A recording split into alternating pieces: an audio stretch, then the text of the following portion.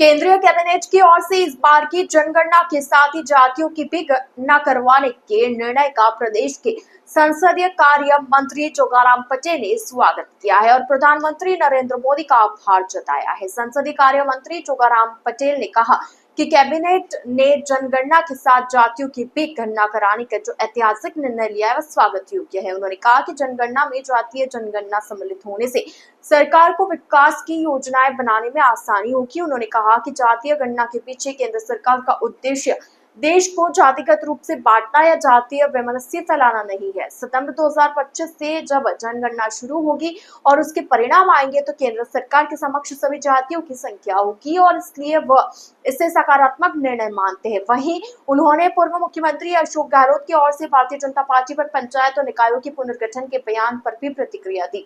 उन्होंने कहा कि पूर्व मुख्यमंत्री ने आरोप लगाया कि भाजपा आरएसएस के इशारों पर और राजनीतिक लाभ के लिए निकायों एवं पंचायतों का पुनर्गठन कर रही है।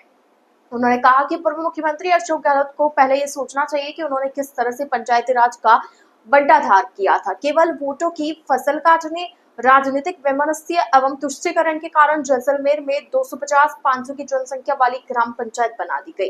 जोधपुर, कोटा और जयपुर नगर निगम का विभाजन कर दिया गया। साथ ही एक साथ होने वाले पंचायती राज चुनाव में 1 से 2 साल का अंतर डाल दिया। इससे पंचायती राज स्थापना की जो मूल भावना थी उसे खत्म करने का प्रयास किया गया। लेकिन भारतीय जनता पार्टी ने पूर्ण पारदर्शिता के साथ पंचायत एवं निकाय का पुनर्गठन किया है। कहीं कहीं 10% का अंतर आ सकता है, लेकिन नियम देखकर पुनर्गठन किया गया है।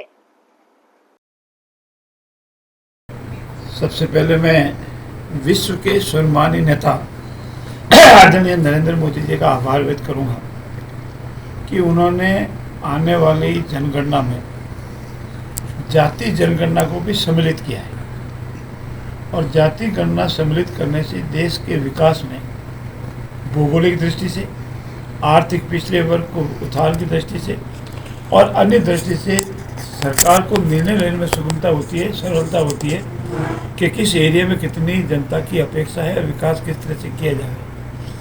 इसका तात्पर्य ये नहीं है कि भारत सरकार कोई जातियों को बांटना चाहती है, जातियों में वैमनस्य पैदा करता है, ये जातियों में प्रतिस्पर्धा पैदा करना चाहती है। विपक्षी पार्टियों का ये कथन कि जाति जनगणना की जाए, उनकी वो भावना है वो अलग है और हमारी यशस्वी प्रधानमंत्री जी की जो भावना है वो अलग है।